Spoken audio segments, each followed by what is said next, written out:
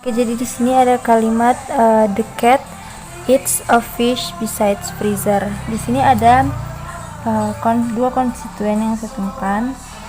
Namun untuk membuktikan apakah ini benar-benar konstituen, kita akan melakukan konstituen test. Yang pertama adalah replacement. Replacement adalah ketika kita mengganti kalimat yang akan kita tes dengan kata yang lain, dan kemudian apabila kalimat ini masih masuk akal, maka group of words ini adalah konstituen. Misal kita akan mengganti the cat dengan kata Kevin. Kevin eats a fish besides freezer.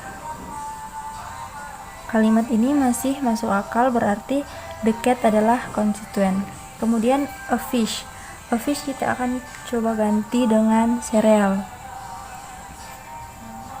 The cat eats cereal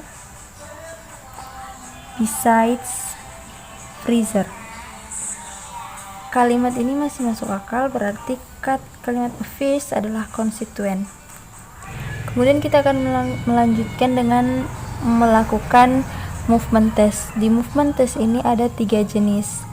Yang pertama adalah pasif. Pasif itu menjadikan objek sebagai subjek untuk mengetahui apakah itu konstituen atau tidak. Maka kita akan memindahkan objek of fish besides freezer was eaten by the cat.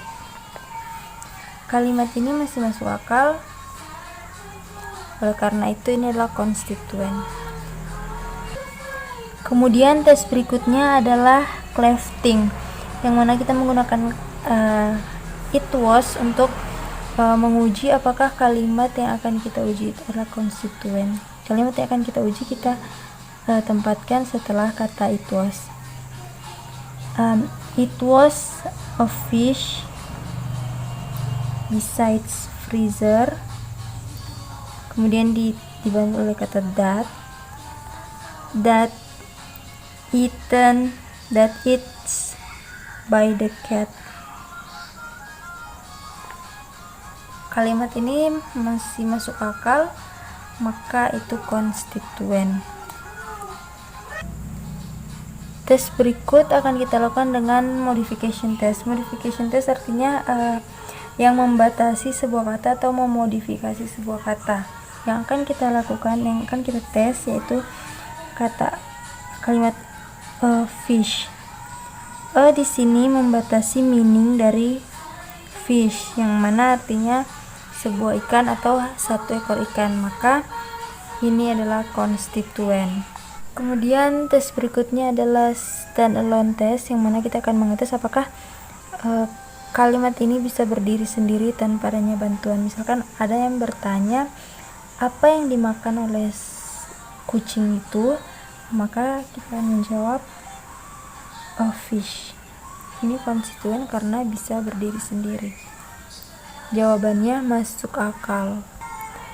Dan yang terakhir kita akan melakukan ellipsis test. Ellipsis test ini hanya berlaku untuk verb phrase, yang mana kita akan menghilangkan kalimat yang lain, dan kemudian apabila sisa kalimat yang tersisa tersebut masuk akal, maka itu adalah konstituen.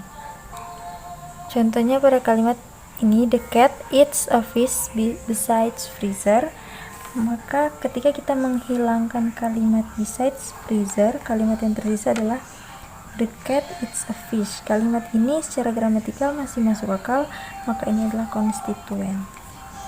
Sekian video dari saya. Apabila ada yang kurang, saya mohon maaf. Terima kasih.